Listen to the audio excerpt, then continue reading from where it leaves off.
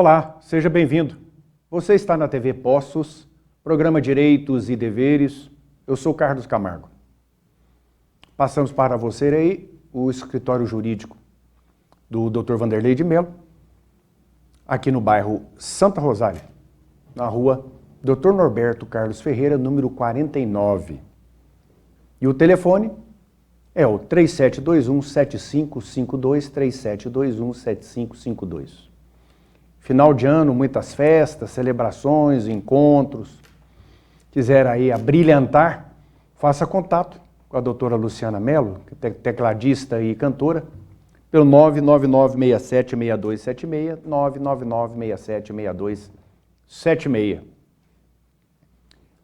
Para você quiser dar a sua opinião a respeito do nosso programa, alguma sugestão, está aí nosso WhatsApp 98451-3033, 98451-3033. Minas Gerais, um dos senadores por Minas Gerais é o senador Carlos Viana. Nós temos 3 senadores em cada estado do Brasil. Independente do tamanho territorial do estado, o Amazonas, por exemplo, daquela enormidade, Pará, ou aqueles menorzinhos, que é no caso de Alagoas, Sergipe, todos têm a mesma representatividade no Senado, ou seja, 3 senadores. Cada senador tem um mandato de 8 anos. E aquilo se modifica assim. O senador fica uma legislatura, uma eleição, escolhe 2 por estado. Na outra eleição, escolhe 1. Para sempre ter senador lá no período eleitoral. Né? O garantidor lá do poder do Congresso Nacional, do poder legislativo. Então, esse ano agora, de 2022, nós escolhemos o Brasil inteiro, cada estado escolheu 1 senador. Por quê? Os outros 2 ainda estão lá cumprindo mandato de 8 anos. Então, na próxima, esses 2 ou vão recandidatar ou vai dar a vaga aí para outro candidato. Como em 2022 foi uma vaga, que foi a vaga deixada pelo senador Antônio Anastasia, que assumiu o Tribunal de Contas da União. O seu sucessor, seu adjunto, foi o Alexandre Silveira. E o Alexandre Silveira ainda é senador até o dia 31 de dezembro. Para o ano que vem, vai assumir o Cleitinho, que foi eleito. O Alexandre Silveira perdeu. Ele quis continuar nesta vaga, disputou o Senado, mas perdeu para o Cleitinho. Então, o próximo senador por Minas Gerais é o Cleitinho. Aí vão ficar o Cleitinho, o Carlos Viana e o Rodrigo Pacheco. Rodrigo Pacheco, senador por Minas. E presidente do Senado Federal. É ele mesmo, o Rodrigo Pacheco. E o Carlos Viana, que é o atual senador por Minas Gerais, apresentador de programas na TV Record de Belo Horizonte, isso deu muita notoriedade a ele, né? Ele também, há muitos anos, é jornalista, trabalhou muitos anos na Rádio Itatiaia. Então, é uma figura conhecidíssima e respeitada, principalmente esse conhecimento ali na região metropolitana de Belo Horizonte e toda Minas Gerais, mas maior ali na região metropolitana de Belo Horizonte, onde tem ali o seu reduto de audiência. Então, o senador Carlos Viana, que ainda vai permanecer por mais 4 anos, ele apresentou um projeto de emenda à Constituição, para alterar a Constituição Federal, dizendo o seguinte, palavras dele: o senador Carlos Viana, do PL de Minas Gerais, Partido Liberal, anunciou em pronunciamento na quinta-feira, 15 de dezembro, apresentou uma proposta de emenda à Constituição, modificar a Constituição em algum lugar lá, para impedir, o verbo é impedir, que ministros dos tribunais, incluindo os do Supremo Tribunal Federal, todos os juízes, todo o judiciário, juízo de primeira instância, segunda, terceira, procuradores de justiça, Superior Tribunal de Justiça, até chegar no Supremo Tribunal Federal, todos eles ficam impedidos de manifestar pelos meios de comunicação social, de redes sociais,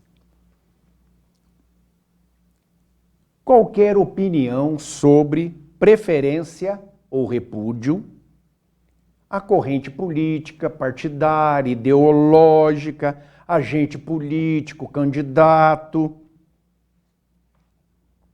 Pelo texto, o ministro que descumprir as exigências previstas nessa proposta, né, nesse projeto, 40/2022, responderá pelo crime de responsabilidade, explicou o senador. A proposta é necessária para garantir a isenção política e a imparcialidade dos integrantes do judiciário, disse Carlos Viana, ao afirmar que não foi isso que aconteceu no processo eleitoral de 2022. Segundo ele, não houve o tratamento isonômico igual entre os candidatos por parte, principalmente, do ministro Alexandre de Moraes do Supremo Tribunal Federal. Palavras do senador Carlos Viana. Continua ele. Aqui não há lado, esquerda, direita, ideológico, não há partido político. Aqui há necessidade de que se extermine de uma vez no Brasil os atos absolutistas, decisões na justiça que não houve um Ministério Público, que não dão o direito de acesso aos autos, que não dão direito às pessoas de terem suas contas retomadas em rede social. Um tribunal que dá uma pessoa, a um só ministro, decisões de vida ou de morte sobre todos os brasileiros. Não, senhores, não, disse o senador Carlos Viana na tribuna do Senado, no dia 15 de dezembro. Carlos Viana aproveitou para criticar uma operação da Polícia Federal deflagrada na quinta-feira, 15 de dezembro, a mando de Alexandre de Moraes. Segundo ele, não é justo que os órgãos de Estado ajam contra quem está se manifestando legitimamente nas portas de quartéis. Ele ainda defendeu que em fevereiro de 2023, quando vai retornar o trabalho legislativo, né, os senadores discutam maneiras de frear o ativismo judicial de magistrados. Então, se você quiser ver na íntegra esse pronunciamento do senador Carlos Viana e a respeito dessa proposta de emenda à Constituição, desse projeto, para que aconteça isso aqui que eu acabei de dizer, você pode acessar, está lá para qualquer cidadão, Agência Senado no Google, reprodução autorizada mediante citação da Agência Senado. Então, entra lá nas notícias do Senado, ou então na página do próprio senador Carlos Viana. No Google, você entra lá, senador Carlos Viana, vai ter lá todos os pronunciamentos dele, tudo que ele falou, não só desse caso, mas de toda a vida legislativa do senador. Se você se recorda, eu acho que a maioria aqui que está me assistindo votou nele, porque naquela época nós escolhemos 2 senadores. E um deles foi o Rodrigo Pacheco e o outro foi o Carlos Viana. A Dilma Rousseff estava candidatando a senadora por Minas Gerais, lembra, né? E os institutos de pesquisa estavam dando ela em primeiro lugar. Ela havia recentemente sido impeachmentada, né? Teve o seu mandato de presidente da República cassado num processo de impeachment. Diz a Constituição que quando assim acontece, a pessoa ou o político, ele fica 8 anos afastado, ele não pode recandidatar a nenhum cargo eletivo. Mas eu não sei o que aconteceu naquela noite, daquele fatídico dia, que colocaram uma vírgula na Constituição, ou tiraram uma vírgula, fizeram alguma coisa que isso aí passou batido. Imediatamente na próxima eleição, ela candidatou a senadora por Minas Gerais. E o Instituto de Pesquisa estava dando vitória a ela. E muita gente procurou fazer o voto útil, né? Para não votar nela. Então, vota no Rodrigo Pacheco, votou no Carlos Viana. No caso específico do Carlos Viana, ele tinha uma projeção no Estado muito grande devido à mídia, né? A rádio, como eu citei, a televisão, o programa diário, sempre atuante, jornalista atuante. Então, foi merecida a vitória dele. Então, essa é a posição que nós temos para Minas Gerais. São esses os senadores. Na realidade, a Dilma acabou naquela época ficando até em quarto lugar, né? Perdeu também para o Diniz Pinheiro, ficou em terceiro, não entrou. E ela ficou em quarto. Bom, mas então, quem quiser ter a oportunidade de olhar aí, não é só desse senador que eu estou falando, qualquer senador. Deputado, porque a gente vota num senador, a gente vota num deputado federal, ou mesmo no estadual, depois a gente não está sabendo de nada, o que a pessoa está fazendo. Hoje com as mídias, né? Hoje é o WhatsApp, hoje é o Facebook, hoje é o Google, todos têm página. A gente entra lá e fica vendo tudo lá, o que é as propostas. E, inclusive, a pessoa pode enviar um e-mail, dar a sugestão. Então não fica aquela... A distância territorial hoje acabou com a rede social. Pode estar lá em Brasília. A gente não vai lá atrás de um deputado federal. Ninguém vai fazer isso. Ou pouca pessoa, só um interesse muito grande, empresa, de lobby. Estou falando do cidadão comum. Então entra no Google, pega o e-mail, manda lá a sua sugestão, a sua crítica, seu apoio. É assim, porque acha que foi lá, votou na pessoa, vira as costas, acabou, não tem mais compromisso. Existe ainda o compromisso do cidadão. Existe quem foi eleito, que ele vai ter que dar o retorno para o seu eleitor do que ele está fazendo, por que ele está fazendo, o melhor para o país, o melhor para o Estado. E continua do eleitor. De cutucar, de dar opinião, de criticar. Você está apresentando aí um projeto, isso aí não serve para nada. Então, as coisas assim. Não existe mais distância. A gente chega na porta da cozinha da casa da pessoa, assim, no sentido figurado, né? Então, isso aí é muito importante a gente utilizar dessa ferramenta. Aquela novela que sempre eu estou comentando aqui do piso nacional da enfermagem, que é o salário mínimo da enfermagem, que já tinha passado, já tinha virado lei, mas lá no Supremo Tribunal Federal, tendo em vista um pedido, um requerimento de empresas de saúde, dizendo que não podia aumentar o salário das enfermeiras, do auxiliar de enfermagem, do pessoal da enfermagem em geral, porque ia quebrar hospital, ia quebrar plano de saúde, ia ser um quebra-quebra. Aí, então, foi devolvido a matéria para o Senado com a seguinte proposta. Vocês aprovaram o piso e agora, da onde vai sair o dinheiro? Agora, a Câmara Federal, a Câmara dos Deputados, a Câmara Federal, aprovou em 2 turnos, porque quando mexe na Constituição Federal, um assunto tem que ser aprovado 2 vezes. Chama turno, 2 turnos, o mesmo assunto. A proposta de emenda à Constituição que direciona recursos para o superávit financeiro dos fundos públicos e do Fundo Social para financiar o piso salarial nacional da enfermagem no setor público, nas entidades filantrópicas e de prestadores de serviço com um mínimo de atendimento de 60% de pacientes do Sistema Único de Saúde, o SUS. Então, aqui está fora o hospital particular. Mas, se o hospital particular atende, de todo o seu atendimento, 60% é do SUS, ele vai ser enquadrado nisso aqui.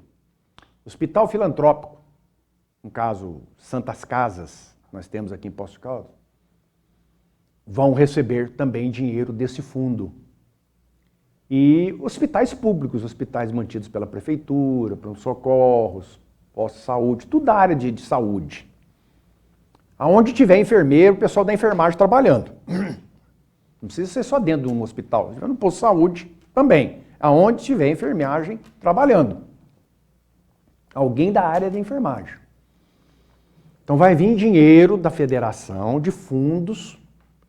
A federação, quando o hospital for da União, da federação, vem dinheiro direto, já paga lá. Quando é do Estado, vem dinheiro para o Estado paga. Quando é prefeitura, vem dinheiro para a prefeitura paga. Então não vai faltar dinheiro. Então, vão agora ter que cumprir. Mas como passou na Câmara dos Deputados, agora tem que ir ao Senado Federal. Senado Federal vai ter também que confirmar isso que a Câmara fez. Porque tudo que faz numa casa, Câmara Federal, tem que ser confirmado no Senado. Tudo que faz no Senado tem que ser confirmado na Câmara. Essas duplação chama Congresso Nacional. Então, aí depois vai para o presidente da República. Né? Uma lei, o presidente da República então vai sancionar, ou seja, vai aprovar, vai concordar. Ele pode concordar no todo, em tudo que está escrito ali, ou alguma coisa ele pode não concordar, porque a assessoria dele está achando que está contrário à lei, está contrário a isso, aquilo, a parte econômica, ele veta. Então ele pode aprovar uma lei por completo, mas alguma parte vetar. Esses vetos, ou pode vetar a lei inteira. Mas vamos falar em partes, esses vetos estão não sendo aprovados, aquilo que não foi vetado está aprovado. E aquilo que foi vetado volta para a Casa Legislativa, Câmara, Senado, para ser apreciado de novo pelos senhores deputados federais e senadores sobre aquilo que foi vetado, aquilo que ele não concordou. Se eles acharem que de fato, não, ele vetou e não concordou e tem razão, então fica vetado. Se eles acharem que não, é isso mesmo que tem que ser, do jeito que nós fizemos aqui, derruba o veto. Aí passa a valer da maneira que eles escreveram lá o artigo, a lei, concordando ou não o presidente da República, e aí passa a ter o valor de lei. Então existe essa tramitação, esse vai e vem. E o ano legislativo está encerrando agora dia 20. Então estão votando lá coisas, tudo uma correria danada. Agora tem aquele negócio do tal do PEC, do gasto, né?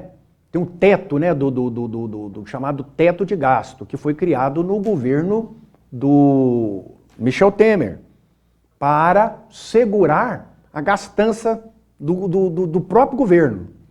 Então, olha, não pode gastar mais que tanto. Mas agora, com o novo governo federal que vai entrar, está dizendo, nós vamos precisar de dinheiro, muito mais dinheiro do que esse teto aí, então, não vai furar o teto, é explodir o teto. Não é fura teto, é explode teto.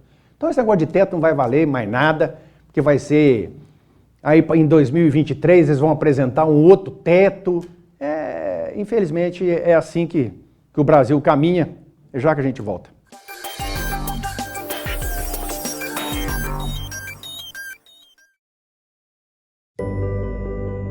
Aos 68 anos, decidi mudar meu sorriso. Deixei de usar dentaduras. Escolhi o Implar e hoje, aos 83 anos, tenho certeza que fiz a escolha certa. Amadureci com qualidade de vida. Faça como eu, venha para o Implar e volte a sorrir.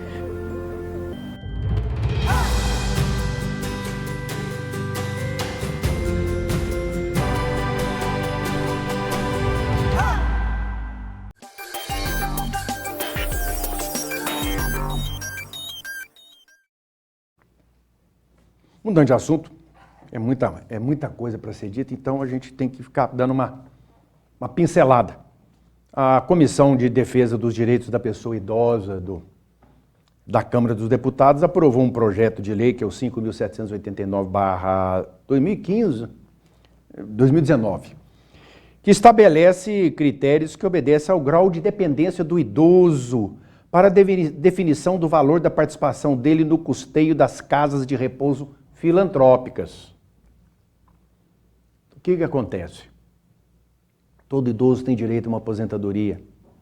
E aquele que está numa casa filantrópica, que está num asilo, que está num lar, que está numa instituição para idosos, né? Um asilo, como alguns costumam dizer.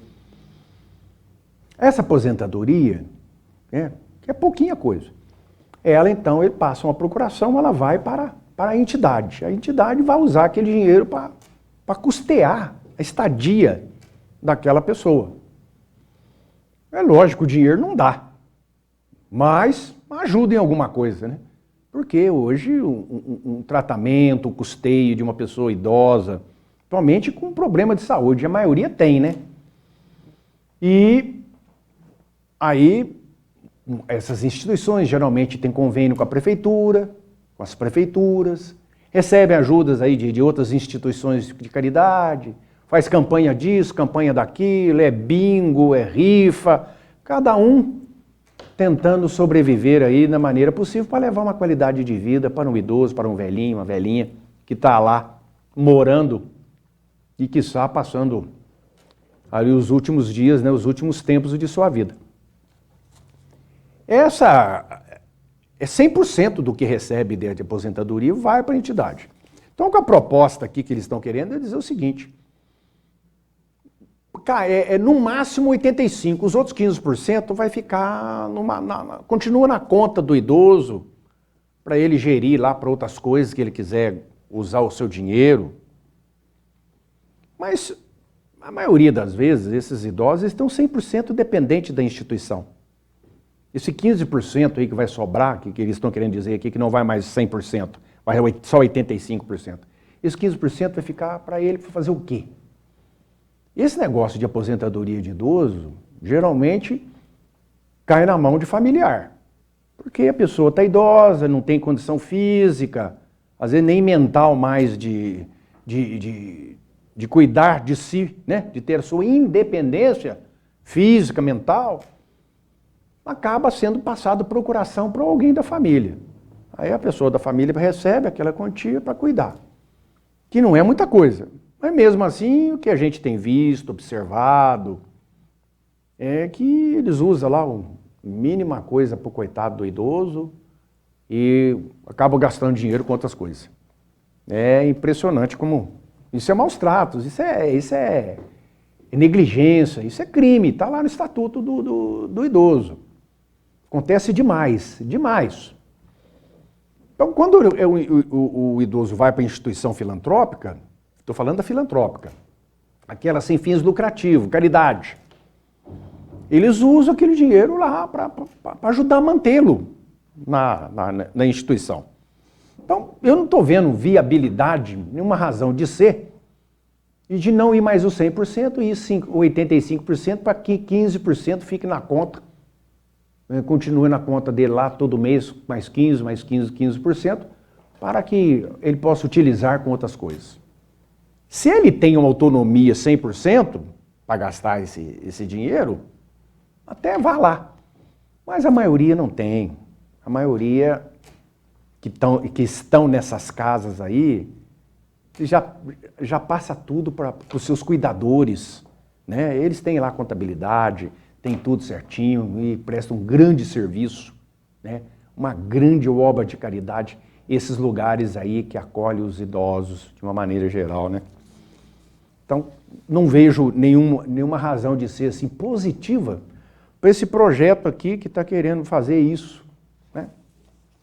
E, por falar nisso, coisa que não tem nada a ver, nós estamos aí passando por um outro projeto de lei aí do Senado, que o Senado Federal acabou aprovando, que é o projeto de lei 3.528/2019, que determina que os advogados representando todas as partes devem se posicionar no mesmo plano e em distância igual ao juiz do caso nas audiências de instrução e julgamento. O texto passou pela Câmara dos Deputados sem alteração e, por isso, vai direto para a sanção do Presidente da República. Esse projeto de lei altera o artigo 6º do Estatuto dos Advogados, da Advocacia, que é a Lei 8.906, que passa a vigorar acrescido de um parágrafo, né? Mais um pedacinho. Na sua redação, que diz o seguinte: durante as audiências de instrução e julgamento realizadas no Poder Judiciário, nos procedimentos de jurisdição contenciosa ou voluntária, os advogados do autor do requerido devem permanecer no mesmo plano topográfico em posição equidistante em relação ao magistrado que presidir.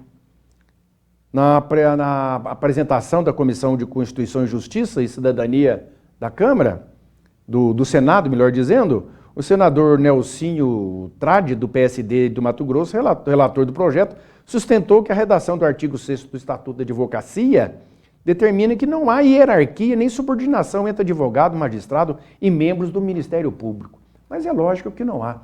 Não há hierarquia, nenhum não manda no outro. Então existe um processo.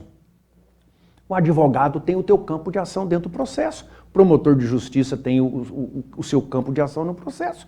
E o juiz tem também. Agora, quem preside a audiência é o juiz. Agora, o que acontece? Nas salas das audiências, o juiz geralmente sempre está um degrau, né, acima do restante da sala. Um degrau, ou tem um tablado lá, uma coisa assim, onde ele fica numa posição que ele pode observar todos que se encontram dentro da sala. E é isso que veio agora, essa lei, dizendo que tem que arrancar isso aí, tem que tirar. Se tiver degrau, vai ter que demolir, e se for tablado, vai ter que arrancar, porque tem que ficar tudo no mesmo plano. Quer dizer, está querendo dizer com isso que o juiz não é melhor que o promotor, que não é melhor do que o advogado, o promotor não é melhor que o advogado, vai ter que ficar tudo no mesmo plano. Isso na prática, o que vem alterar isso? Não altera nada, isso é uma bobagem. Né? A instrução e julgamento, quem comanda é o juiz. Então ele tem que ter uma visão de toda a sala. Né? Então, se ele ficar numa mesa abaixo, junto no mesmo plano, na parte topográfica dos demais, dependendo se ele tiver uma estatura pequena, se tiver outros ali, um advogado, juiz, testemunhas, pessoal que estiver lá em estatura maior, ele não vai ter nem visibilidade, campo de visibilidade, ter que ficar procurando um, procurando outro, devido à estatura, ou às vezes tem muita gente na sala, uma audiência grande. E o que acontece? Se ele estando numa posição acima, esse acima não quer dizer, não é acima em hierarquia, é acima em posição de poder ter uma ampla visão, um amplo controle da sala de audiência, porque na realidade, um advogado, quando vai fazer algum questionamento, alguma pergunta, que faz parte lá do interrogatório da vítima ou do autor do caso, ele não pergunta diretamente, ele faz uma pergunta ao juiz. E o juiz pergunta para o réu, pergunta para a vítima, pergunta para a testemunha. Mesma coisa o promotor vai fazer uma pergunta, dada a palavra o Ministério Público vai fazer, o senhor quer fazer pergunta? Eu quero perguntar para a testemunha isso.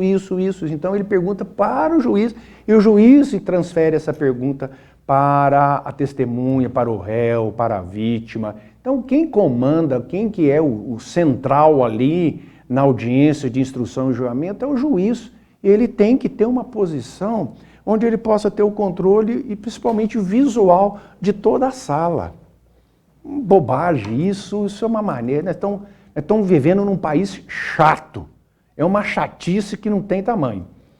Ainda bem que não mexeram na sala de julgamento, de júri popular, onde fica lá o juiz, numa posição maior, num patamar, num degrau, e ali o restante, os jurados, do outro lado o promotor, os advogados de defesa, o réu, por enquanto não mexeram nessa parte. Cada uma. Semana que vem a gente volta, um grande abraço, fiquem com Deus.